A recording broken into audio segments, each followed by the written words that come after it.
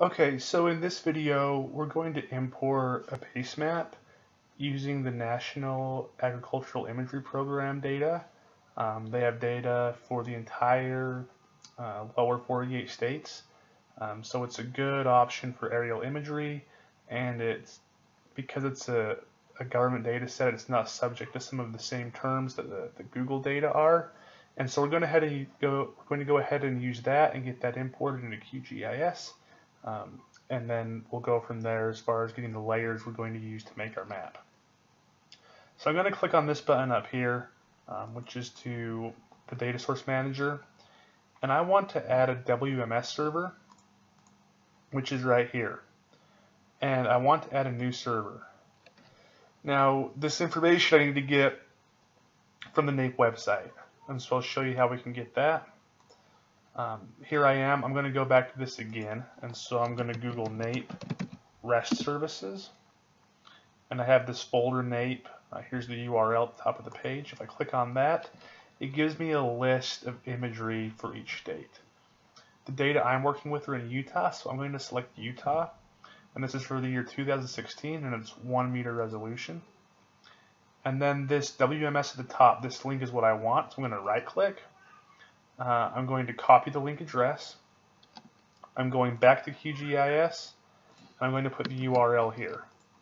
I'll give this a name. I'll name it NAEP Utah 2016 1 meter.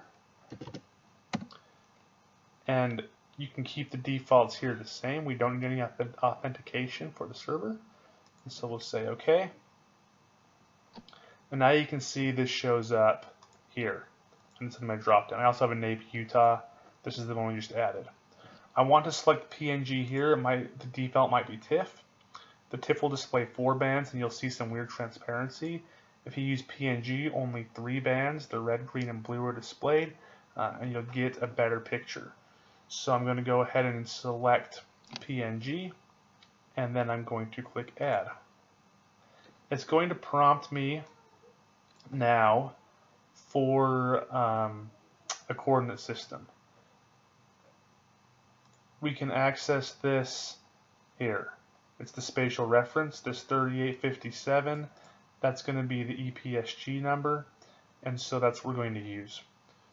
So if we come back to QGIS, mine shows up right here because I've used it recently. If yours doesn't, you can type in 3857.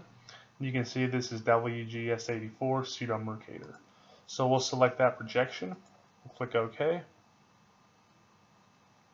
And you can see now that it's adding it. And so we can close this, and this will appear once we're finished loading. And so there we have the imagery for Utah. We've successfully loaded that in. Our watershed is going to be right up in the top part of Utah here. Right up in this area. So we've got the base map loaded.